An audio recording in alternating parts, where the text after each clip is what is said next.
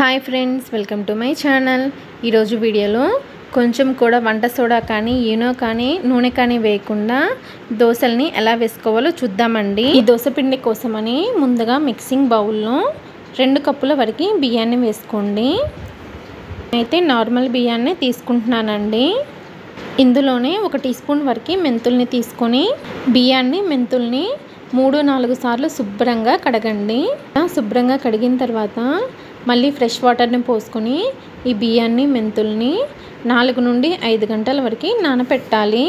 ఒకవేళ మీ దగ్గర కనుక టైం లేకపోతే కొంచెం వేడిగా ఉన్న నీళ్లు పోసుకొని ఒక 2 గంటలు నానపెట్టినా కానీ బియ్యము మెంతులు చక్కగా నానిపోతాయి. నేనైతే బియ్యాన్ని మెంతుల్ని 5 గంటలు నానపెట్టానండి. 5 గంటల తర్వాత చూసారా, బియ్యం మెంతులు చక్కగా నానిపోయాయి. ఇప్పుడు ఇందులోకి 1 కప్పు వరకు లావుగా ఉన్న అటుకుల్ని తీసుకోండి. ఇప్పుడు ఈ అటుకుల్ని అరగంట సేపు నానపెట్టాలి. మీరు కావాలంటే బియ్యాన్ని మెంతుల్ని నానపెట్టేటప్పుడే వాటిల్లోనే ఈ అటుకుల్ని కూడా వేసి నానపెట్టవచ్చు. నేనైతే గ్రైండ్ చేసుకునే అరగంట ముందు అటుకుల్ని నానపెట్టుకుంటున్నాను. అరగంట తర్వాత అటుకులు చూసారా చక్కగా నానిపోయాయి. ఇప్పుడు ఈ నీళ్ళని వంచేసేసి ఈ బియ్యాన్ని అటుకుల్ని మిక్సీ జార్లోకి తీసుకోండి. తర్వాత దీనిలోనే 1 అరకప్పు వరకు పెరుగుని వేసుకొని సరిపడా నీళ్ళని కూడా తీసుకొని మెత్తగా గ్రైండ్ చేయండి. మనం దోశ కోసమని పిండిని ఎంత మెత్తగా గ్రైండ్ చేసుకుంటే దోశలు అంత బాగా మెత్తగా కన్నాలుగా వస్తాయండి.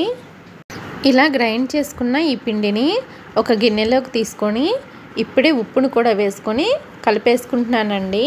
పిండిని ఇలా బాగా కలుపుకున్న తర్వాత ఈ పిండి పైన మూత పెట్టేసి 8 గంటలు లేదా ఒక ఫుల్ నైట్ పులియనివ్వాలి. నేనైతే పిండిని ఒక ఫుల్ నైట్ అలా వదిలేసానండి.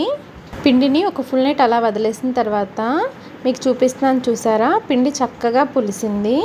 పిండి ఇలా చక్కగా పులిస్తేనే దోశలు బాగా వస్తాయి. ఇప్పుడు పిండిని ఒకసారి బాగా కలుపుకోండి.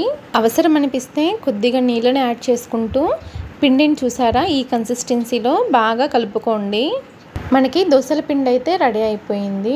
ఇప్పుడు దోశలు వేసుకోవడం కోసమని దోశల పెనాన్ని బాగా వేడి చేయండి. దోశల పెనం బాగా వేడైన తర్వాత మనం ప్రిపేర్ చేసిన పిండిని ఒకసారి కలుపుకోండి. పెనం బాగా వేడైంది కదా, ఇప్పుడు 1 లేదా 2 గరిటెల వరకు దోశ పిండిని వేసుకొని లైట్గా స్ప్రెడ్ చేయండి. దోశ పైన చూసారా చక్కగా కన్నాలుగా భలే వస్తుంది కదా. దోశని వేసుకున్న తర్వాత మంటని మీడియం ఫ్లేమ్లో పెట్టుకొని దోశని కాల్చుకోండి. దోశ పైన ఇలా కన్నాలు వచ్చేటప్పుడు మూత పెట్టి దోశని 1 నిమిషం వరకు కాల్చుకోండి. ఇలా చేయడం వలన దోశలు ఆవిరి పైన ఉడికినట్లుగా చాలా చక్కగా వస్తాయండి. 1 నిమిషం తర్వాత మూత తీసి చూపిస్తున్నాను చూసారా, దోశ పైన కూడా చక్కగా ఉడికింది. దోశ కింద కూడా చక్కగా కాలి మంచి కలర్ వచ్చిందండి. ఇప్పుడు ఈ దోశని ఒక ప్లేట్లోకి తీసేసుకుంటున్నాను. దోశ చూసారు కదా భలే ఉందండి, కన్నాలుగా. ఇదే విధంగా మీకు ఎన్ని దోశలు కావాలంటే అన్ని దోశల్ని వేసుకోవచ్చు. ఎప్పుడు దోశ వేసుకున్నా కానీ పెనానికి ఆయిల్ని అప్లై చేయాల్సిన అవసరం లేదండి. పెనం బాగా వేడైన తర్వాత దోశ పిండి వేసుకొని దోశని లైట్గా స్ప్రెడ్ చేసి కాల్చుకోండి. ఎప్పుడైతే దోశ పైన కన్నాలు వస్తాయో అప్పుడు మంటని మీడియం ఫ్లేమ్లోకి అడ్జస్ట్ చేసి మూత పెట్టి 1 నిమిషం ఉడికించండి.